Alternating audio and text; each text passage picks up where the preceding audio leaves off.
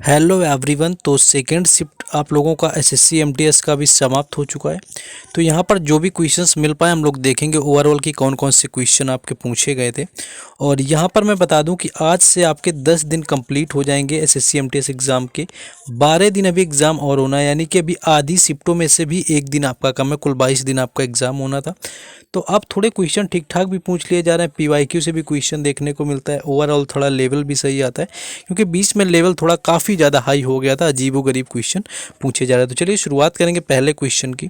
Current affair का है, लेकिन आपको वीडियो को लाइक कर देना है। पहला क्वेश्चन पूछा गया था कि जो फिक्की है इसके चेयरमैन कौन है, आपके 2024 के अभी करंट के पूछे गए थे।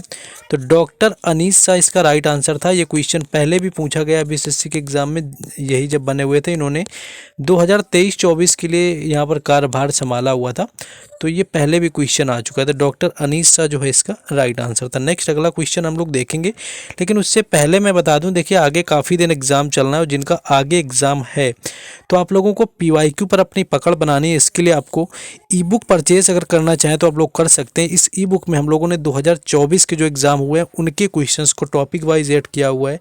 इसके साथ साथ हम आपको देंगे एसएससी एमटीएस 2022 और 2023 की पीडीएफ जीके जीएस की विद एक्स्ट्रा फैक्ट सॉल्यूशन, जिसको कि आप पीवाईक्यू अच्छे से एमटीएस के 2 साल के कंप्लीट कर लेंगे। साथ ही ई बुक में आप 2024 का पैटर्न समझ लेंगे। दोनों लैंग्वेज में अवेलेबल होगा। प्राइस ओनली 49 रुपीज़ है। ये समझिए कि 49 रुपीज़ के हिसाब से आपका कंटेंट जो है वर्थ इट है, और मोर देन वर्थ इट है ना। ये व्हाट्सएप नंबर दिया हुआ है जिस पर आप कांटेक्ट करके परचेस कर सकते हैं, जो लोग लेना चाहते हैं। जो लोग नए अभी चैनल में हैं, जो लोग ऑलरेडी पहले से वो तो ले चुके हैं। तो आ जाते हैं अपने क्वेश्चन के ऊपर। नेक्स्ट क्वेश्चन है अगला हमारा।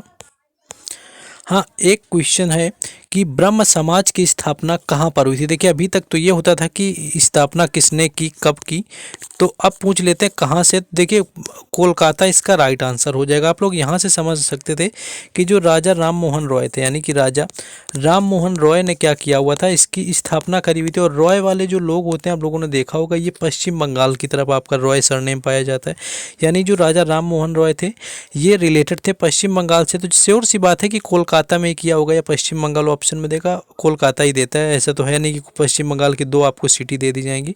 तो 1828 में इसकी स्थापना हुई थी, जाकर के राजा राम मोहन रॉय ने करी हुई थी, कोलकाता के अंदर करी हुई थी। इसी तरह 1875 का याद रखना, 1875 का इसकी स्थापना करी हुई दयानंद सरस्वती ने बॉम्बे में करी हुई थी। ये था आपका आर्य समाज। तो इनको भी याद रखना इस तरह से, जैसा कि क्वेश्चन का लेवल आ रहा है तो आपको तैयार रहना है। नेक्स्ट क्वेश्चन आपका है, देखिए कि शुद्धि आंदोलन की स्थापना किसने की हुई थी। तो इसका राइट आंसर आपका था दयानंद सरस्वती। दयानंद जो सरस्वती थे इन्होंने आपकी शुद्धि आंदोलन की स्थापना करी। और इसका जो मुख्य उद्देश्य था वो दरअसल ये था कि जो हिंदू लोग हैं, यानी कि जो हिंदू कम्युनिटी के लोग थे, वो लोग क्या किए हुए थे, वो मुस्लिम कम्युनिटी या फिर आपके ईसाई कम्युनिटी में टर्न हो गए थे। यानी कि उन्होंने मुस्लिम धर्म अपना लिया था या ईसाई धर्म अपना लिया था। तो उनको वापस अपने हिंदू धर्म में लाने के लिए इन्होंने शुद्धि आंदोलन की शुरुआत करी हुई थी। और इन्होंने ही एक नारा भी दिया हुआ था, वेदों की ओर लौटो। तो ये भी कई बार पूछते हैं कि वेदों की ओर लौटो जो नारा है वो किसने दिया, तो वो दयानंद सरस्वती ने दिया। नेक्स्ट अगला क्वेश्चन हम लोग देखेंगे। ये क्वेश्चन ठीक ठाक है देखिए, लेकिन इससे रिलेटेड क्वेश्चन आपका बन चुका है सीजीएल के एग्जाम में। क्वेश्चन ये था कि सबसे पुराना किला आपका कौन सा है। तो ये है आपका किला मुबारक। इसको हम लोग किला मुबारक के नाम से जानते हैं। किला मुबारक है, और जो कि आपका बन चुका है क्वेश्चन। किला मुबारक आपका ये कहाँ पर है, ये भटिंडा में है। भटिंडा का जो किला मुबारक है ये आपका सबसे पुराना है। और जब रजिया सुल्तान को कैद किया हुआ था, आप लोगों ने पता होगा कि रजिया सुल्तान को कैद किया गया था। और रजिया सुल्तान को जो कैद करके रखा हुआ था उसने, तो उसने क्या किया था, इसी किला मुबारक के अंदर रखा हुआ था। तो यही क्वेश्चन पूछा गया था कि रजिया सुल्तान को कैद करके कहाँ पर रखा गया था। तो किला मुबारक में रखा गया था, जो कि भारत का सबसे पुराना किला है। इस तरह से क्वेश्चन आपका पूछा जा चुका है। नेक्स्ट क्वेश्चन है कि लावड़ी नृत्य किस राज्य से संबंधित है। तो इसकी मैं बात करूँ तो महाराष्ट्र इसका राइट आंसर हो जाएगा। महाराष्ट्र से आपका रिलेटेड है लावड़ी नृत्य। उसके साथ साथ आपका जो लेजिम होता है, लेजिम नृत्य भी आपका रिलेटेड है। ये भी कहाँ से है आपका, तो ये महाराष्ट्र से। तो महाराष्ट्र का लेजिम हो गया, लावड़ी हो गया आपका, है ना। तो ये आपके स्टेट कहाँ से रिलेटेड है। इसके अलावा एक और आप याद रख सकते हैं, तमाशा। तमाशा भी आपका रिलेटेड है महाराष्ट्र से, तो हम लोग इसको भी याद रखेंगे ओवरऑल, है ना। नेक्स्ट क्वेश्चन है कि माइक्रो फाइनेंस का मुख्य कार्य क्या होता है। देखिए माइक्रो फाइनेंस की अगर मैं बात करूं तो ये एक वित्तीय संस्थान होता है जो आपको ऋण वगैरह प्रदान करता है, यानी कि जो छोटे छोटे आपको ऋण हैं वो आपको प्रदान करता है। जो लोग आपके मध्यम आय से आते हैं, जो निम्न आय वाले लोग होते हैं, उनमें क्या होता है कि उद्यमिता को बढ़ावा देने के लिए ऋण जो देने की व्यवस्था है छोटे छोटे, वो कौन करता है, वो आपका माइक्रो फाइनेंस के द्वारा किया जाता है। नेक्स्ट क्वेश्चन है कि संघ के सभी कार्य किस अनुच्छेद के तहत जो है राष्ट्रपति के नाम से होंगे। तो सभी कार्य की मैं बात करूं कि ये राष्ट्रपति के नाम से होंगे तो ये आपका आर्टिकल 53 होता है, यानी कि जो बोलते हैं कि संघ की कार्यकारी शक्ति होती है वो राष्ट्रपति में निहित होती है और ओवरऑल जो काम किए जाएंगे वो राष्ट्रपति के नाम से ही होंगे। तो आर्टिकल 53 इस क्वेश्चन का राइट आंसर था। नेक्स्ट क्वेश्चन आपका ये पूछा गया था कि बंगाल की खाड़ी के पास कौन सा बंदरगाह आपका स्थित है। देखिए बंगाल की खाड़ी में तो कई आ जाते हैं, लेकिन ऑप्शन में अगर आपका उड़ीसा का पारादीप दिया हुआ था तो वो भी आपका हो सकता था, क्योंकि पारादीप जो है ये आपका उड़ीसा में भी आता है और बंगाल की खाड़ी में आपका स्थित है, तो बंदरगाह से ये क्वेश्चन पूछ लिया गया था। नेक्स्ट क्वेश्चन आगे है कि सबसे ज़्यादा गरीबी किस राज्य में। इसमें देखिए तीन स्टेट दिए थे, ऑप्शन में तीन करके स्टेट दिए हुए थे और इसमें आपको बताना था तो और भी आसान हो गया था। मान लो किसी स्टेट में आपका यूपी दे दिया हो, उसके साथ साथ यूपी के बाद बिहार दे दिया और झारखंड दे दिया होगा, तो यूपी बिहार झारखंड जिसमें दे दिया होगा वही ऑप्शन आपका सही हो गया होगा, क्योंकि यही सबसे गरीब राज्यों में आपके आते हैं। आपका बिहार आता है, फिर झारखंड आता है, फिर उत्तर प्रदेश आता है ना। तो ये आपका तीन के जो है यहाँ पर स्टेट के नाम बता करके आपको दिया गया था, तो ये क्वेश्चन आपका पूछा गया था।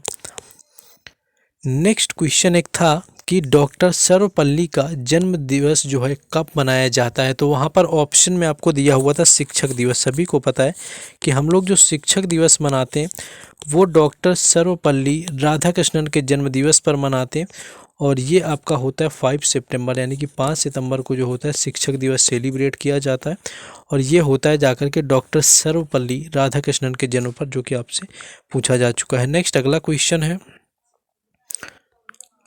नेक्स्ट क्वेश्चन ये था कि अकबर के जो थे उनका वकील कौन था, या इस तरह से कि उस समय जब अकबर ने गद्दी संभाली वो आपकी उम्र कम होने की वजह से उसका जो संरक्षक वगैरह था तो उस समय उसका वकील कौन था, तो वो बैरम खान ही थे। तो बैरम खान इसका राइट आंसर था, यानी कि जो बैरम खान थे उन्होंने जब 14 वर्ष की आयु में अकबर ने गद्दी संभाली हुई थी तब बैरम खान ही इनके संरक्षक भी बने और वकील भी थे उस समय पर। और दूसरी चीज़ है कि इस टाइम पर एक 1556 का युद्ध भी लड़ा हुआ था जिसको हम लोग बोलते हैं अकबर वर्सेस हेमू हुआ था। एक्चुअली अकबर तो इसमें काफ़ी छोटा था उस समय पर, तो ये बात है तब की। तब बैरम खान ने इस युद्ध का नेतृत्व किया हुआ था, पानीपत का सेकेंड वाला 1556 का, और पहला आपका 1526 में हुआ था और तीसरा हुआ 1761 में, और ये आपका MTS में भी पूछा जा चुका है 2-3 दिन पहले, पानीपत का थर्ड वॉर। नेक्स्ट क्वेश्चन आगे हम लोगों का जो आया हुआ था, हाँ एक क्वेश्चन ये था कि पंचमढ़ी जो है वो किस राज्य में है। पंचमढ़ी आपसे पूछा गया था। पंचमढ़ी की अगर मैं बात करूं तो ये एक आपका हिल स्टेशन है। तो पंचमढ़ी पूछा था कि किस आपके स्टेट में है, तो पंचमढ़ी ये आपका एक हिल स्टेशन है जो कि मध्य प्रदेश में आता है। तो मध्य प्रदेश इसका राइट आंसर था। और इसके साथ याद रखना है मध्य प्रदेश के साथ में आपका नर्मदापुरम ज़िले में आता है। अगर आपसे ये पूछ ले इसका ज़िला, तो नर्मदापुरम ज़िले में आता है आपका मध्य प्रदेश के, और आपका पंचमढ़ी वहीं पर आपका एक हिल स्टेशन है, ये चीज़ आपको याद रखना है। नेक्स्ट क्वेश्चन आगे देखेंगे। ऑलमोस्ट यही सारे क्वेश्चन थे, लेकिन फिर भी मैंने 10+ क्वेश्चन यहाँ पर करवाने का प्रयास किया हुआ है जो कि एक स्टूडेंट ने भेजे हुए थे और अकेले उसने भेजे, भाई ने इतने सारे काफ़ी है जो याद करके इतने भेज पाया। देखिए बस आपको क्या करना है, अपनी रिस्पॉन्सिबिलिटी निभानी है, वीडियो को लाइक करना है, वीडियो को शेयर करना है, चैनल को ज़रूर सब्सक्राइब करना है, क्योंकि अभी 12 दिन आपके एग्ज़ाम और चलने और मैं हर शिफ्ट का एनालिसिस आपके लिए लेकर के आऊँगा, लास्ट डे तक करूँगा और मैं कोशिश करूँगा कि आपकी सफलता में थोड़ा सा सपोर्ट मैं कर पाऊँ। तो चलिए बाकी हम लोग मिलेंगे थर्ड शिफ्ट के एनालिसिस में। जय हिंद।